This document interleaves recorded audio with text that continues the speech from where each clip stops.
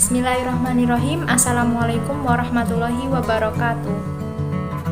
Perkenalkan, nama saya Salsabila Fira Septiani. Saya mahasiswi dari Institut Agama Islam Negeri Ponorogo, program studi Pendidikan Agama Islam. Pada kesempatan kali ini saya akan mereview materi dari bab 1 sampai 6 mata kuliah studi fikih. Menginjak pada materi bab 1 yaitu fikih Islam. Fikih Islam terdiri dari beberapa pengertian. Yang pertama, pengertian secara etimologi. Pengertian secara etimologi, fikih berasal dari kata faqaha yufaqihu fiqhan yang berarti pemahaman. Nah, pemahaman di sini adalah pemahaman yang pada hakikatnya adalah pemahaman terhadap ayat-ayat ahkam yang terdapat di dalam Al-Quran dan hadis-hadis ahkam. Dan fikih merupakan interpretasi ulama terhadap ayat-ayat dan hadis-hadis ahkam. Nah, yang selanjutnya adalah pengertian fikih Islam secara terminologi. Fikih Islam secara terminologi adalah fikih yang mempelajari tentang hukum-hukum syara yang diperoleh dari dalil-dalil yang terperinci. Adapun pendapat ulama, menurut Abu Zahra, fikih adalah kumpulan hukum-hukum syara yang bersifat amali yang diambil dari dalil-dalil yang rinci. Selanjutnya adalah sumber hukum Islam. Sumber hukum Islam merupakan suatu rujukan atau dasar yang utama dalam pengambilan hukum Islam. Sumber hukum Islam ini dibagi menjadi dua bagian, yaitu muttafaq dan mukhtalaf. Muttafaq adalah yang disetujui atau disepakati oleh para ulama, dan mukhtalaf adalah yang masih diperselisihkan oleh para ulama. Muttafaq terdiri dari 4 bagian, yaitu Al-Quran, Sunnah, Ijma, dan Qiyas. Sedangkan mukhtalaf terdiri dari istishab, marsalah mursalah, sar'u man qabalana, istishab, sa'udu zarriyah, mazhab sahabi.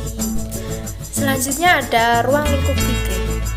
Ruang lingkup fikih ini dibagi menjadi 2 bagian, yaitu fikih ibadah dan fikih muamalah. Fikih ibadah adalah fikih yang mengatur hubungan manusia dengan Tuhannya, seperti sholat, zakat, haji, nazar. Dan fikih muamalah adalah fikih yang mengatur hubungan manusia dengan manusia lainnya, yaitu contohnya seperti jual beli, sewa menyewa, perkawinan, jinayah, dan lain-lain. Selanjutnya ada tujuan mempelajari ilmu fikih. Tujuan mempelajari ilmu fikih ini adalah untuk mengetahui serta menerapkan syariat Islam dalam kehidupan manusia sehari-hari. Nah, selanjutnya kita menginjak pada bab 2, yaitu periodisasi fikih. Periodisasi sendiri berarti pembabakan waktu berdasarkan zaman. Jadi, periodisasi fikih itu adalah pembabakan waktu dalam fikih berdasarkan zaman. Nah, periode ini terbagi menjadi 6 periode, yaitu yang pertama adalah periode Rasulullah SAW, yang kedua adalah periode sahabat, yang ketiga adalah periode tabi'in, yang keempat adalah periode mazhab, yang kelima ada periode kemunduran, yang keenam ada periode kebangkitan sampai sekarang.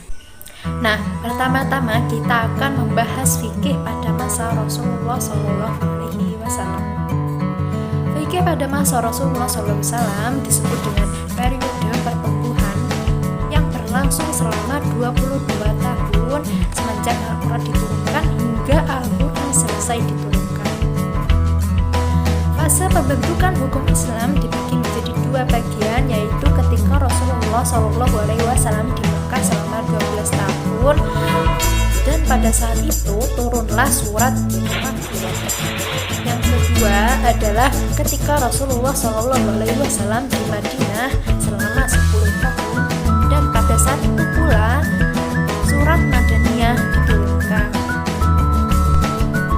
Adapun sumber hukum fikih pada masa Rasulullah SAW, yaitu yang pertama adalah wahyu ilahi, dan yang kedua adalah ijtihad Rasul atau ijtihad Nabi.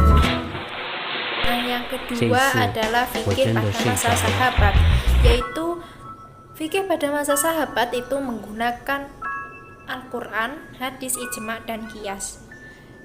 Nah, adapun contoh dari penggunaan periodisasi dari sahabat, yaitu ketika Abu Bakar didatangi oleh seseorang yang menanyakan suatu perkara tersebut. Dan apa yang dilakukan oleh Abu Bakar? Abu Bakar akan mencari suatu hal atau suatu perkara tersebut di dalam hati.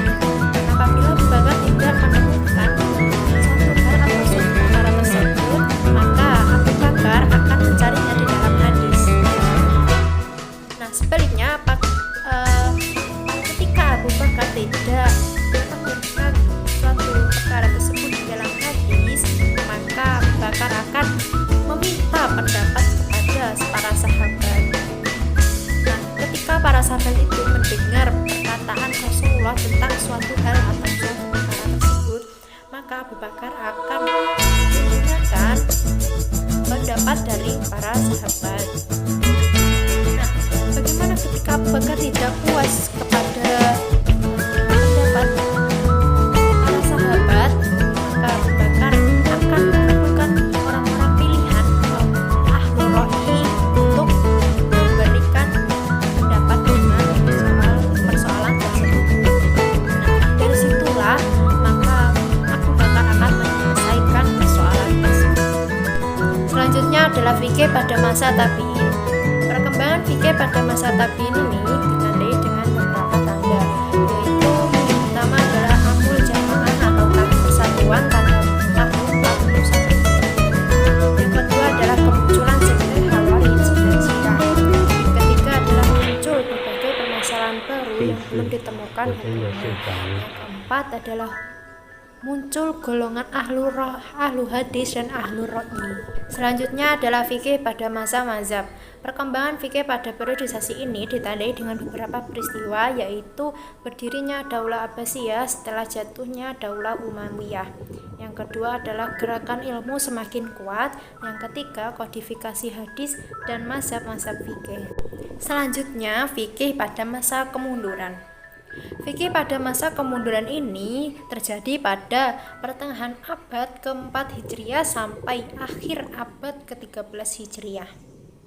Nah, adapun penyebab kemunduran pada masa ini yaitu dikarenakan para ulama sudah lemah kemauannya untuk mencapai tingkatan mujtahid mutlak dan menggali hukum-hukum Islam secara langsung dari sumber-sumbernya, yaitu Al-Quran dan Sunnah. Selanjutnya adalah fikih pada masa kebangkitan hingga sekarang.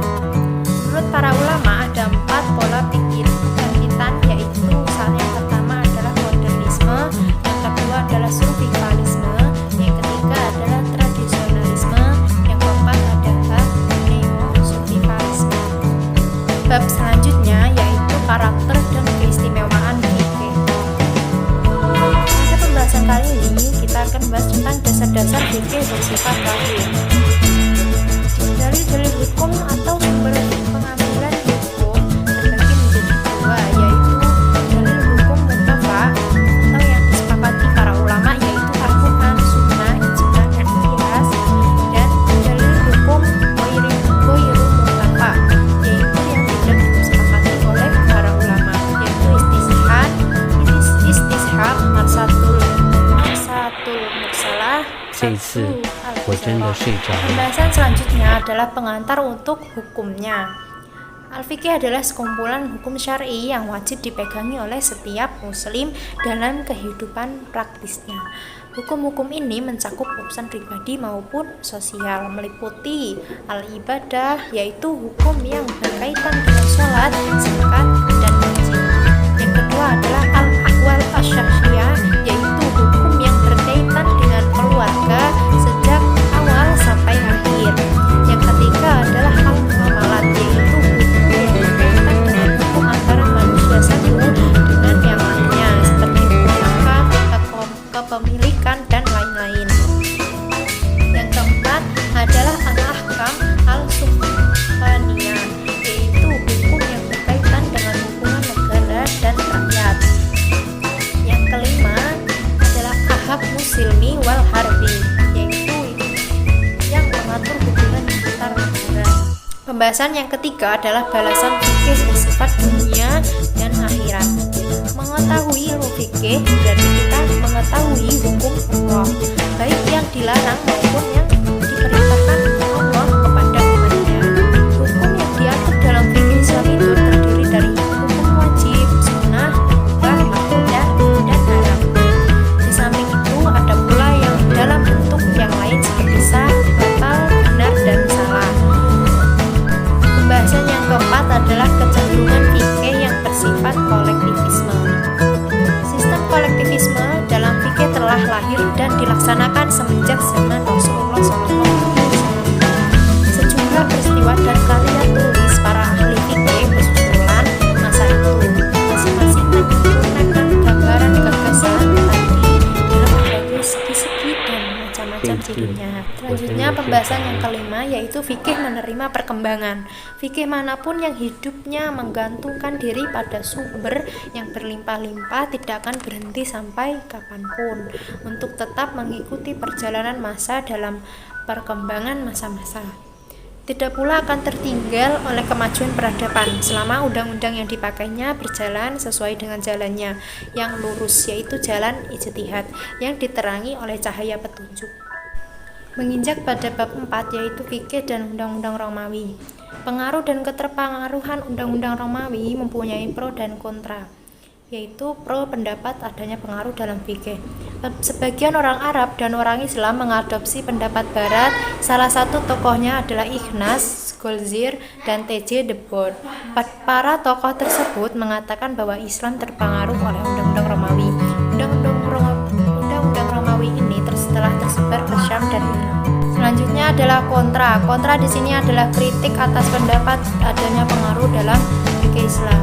Pemikiran kemiripan antara fikih dan undang-undang Romawi tidak bisa dijadikan indikasi bahwa fikih telah terpengaruh oleh undang-undang Romawi, karena pada kenyataannya manusia sering memiliki kesamaan dari warna-warni pikirannya, sehingga siapapun hendaknya tidak bersikap a priori terhadap pemikiran fikih dan undang-undang Romawi.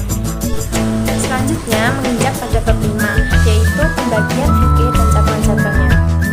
Pembahasan yang pertama adalah kandungan fikih. Pembentukan hukum Islam memiliki tujuan untuk merealisasikan kemaslahatan manusia dengan menjamin kebutuhan pokoknya, kebutuhan sekunder, dan kebutuhan pelengkap. Mempelajari hukum Islam, kita harus mengetahui terlebih dahulu maksud dan tujuan pembuat hukum dan keadaan atau kejadian yang memerlukan turunnya wahyu suatu ayat Al-Quran dan hadis Nabi SAW. Pembahasan yang kedua adalah pengabaian ahli fikih dalam pembagian. Mujtahid sejak awal sudah memiliki pandangan tertentu terhadap nas tersebut sehingga pandangannya menjadi biasa. Misalnya, sejak semula mujtahid tidak menyetujui poligami. Kemudian sikap tersebut berpengaruh terhadap penafsiran dia terhadap nas yang poligami. Dalam pandangan Al-Qaradawi, ijtihad yang dilakukan sebelum membacaan nas yang menjadi dasar hukum, maka ijtihad tersebut dianggap tidak benar. Apabila jika nas tersebut ditinggalkan, maka kesalahan ijtihad ini terletak pada pengabaian terhadap nasnya. Pembahasan yang ketiga adalah upaya pembagian. Para ulama fikih sepakat bahwa pembagian fikih dibagi menjadi dua, yaitu bidang ibadah dan bidang muamalah. Muamalah yang dimaksud di sini adalah muamalah yang artinya yang mencakup bidang-bidang lain. Sementara muamalah dalam arti sempit adalah hukum dagang atau bisnis Islam. Dan fikih ibadah adalah aturan yang mengatur hubungan muslim dengan Allah Subhanahu wa Ta'ala. Pembahasan yang keempat adalah ibadah dan muamalah. Manusia adalah makhluk Allah yang sempurna dan dimuliakan, dan manusia diciptakan oleh Allah di muka bumi ini bukan sekadar untuk hidup di dunia tanpa bertanggung jawab. Tujuan pokok ibadah adalah untuk menghadapkan diri kepada Allah dan fokus terhadap niat dalam setiap keadaan agar mencapai derajat yang lebih tinggi untuk mencapai takwa. Yang kedua adalah agar terciptanya suatu kemaslahatannya dan menghindarkan diri dari perbuatan keji dan mungkar. Artinya manusia itu tidak terlepas dari disuruh dan dilarang. Pembahasan yang kelima adalah perbedaan dalam urutan. Setelah semua ahli fikih bersepakat untuk mendahulukan pembahasan bagian ibadah dalam karya mereka, akan tetapi terdapat perbedaan yang mencolok dalam urutan bab, ibadah, dan cabang fikih dalam karya-karya tersebut. Urutan dalam kalangan para mazhab yaitu yang pertama adalah kalangan Hanafiyah, yang kedua adalah kalangan Syafi'iyah, yang ketiga adalah kalangan Malikiyah, dan yang keempat adalah kalangan Hanabilah. Pembahasan yang keenam adalah fikih dan cabang-cabang dalam undang-undang. Sebagaimana yang kita ketahui, undang-undang positif sama sekali tidak menyinggung masalah hubungan seseorang dengan Tuhannya. Sedangkan fikih Islam mengakomodasi aspek tersebut, bahkan mendapat perhatian yang sangat besar. Nah, pertama-tama akan dijelaskan tentang cabang-cabang dalam undang-undang, yaitu yang pertama adalah undang-undang khusus atau al-qanun al-khas, dan terakhir berhenti pada cabang undang-undang umum, yaitu qanun. Cabang pertama adalah qanun al-khas. Cabang pertama dari undang-undang ini adalah undang-undang sipil yang dianggap sebagai dasar dari undang-undang khusus dengan semua cabangnya yang beragam. Di Mesir, undang-undang ini hanya mencakup pada ranah muamalah. Undang-undang sipil ini pertama-tama mengkaji tentang kebudayaan dan etika. Ini termasuk pengantar untuk dua bagian yang besar, yaitu kewajiban dan hak-hak pribadi dan hak-hak kebudayaan primer dan sekunder. Selanjutnya, qanun al-am. Bagian ini mengatur beberapa undang-undang, yaitu yang pertama adalah undang-undang internasional umum, yang kedua aturan perundang-undangan, yang ketiga undang-undang administrasi, yang keempat undang-undang tindak pidana. Nah, bab selanjutnya adalah bab asas tasyri' secara umum. Kumpulan syariat Islam, risalah Islam adalah risalah yang setelahnya tidak ada lagi risalah Tuhan lainnya.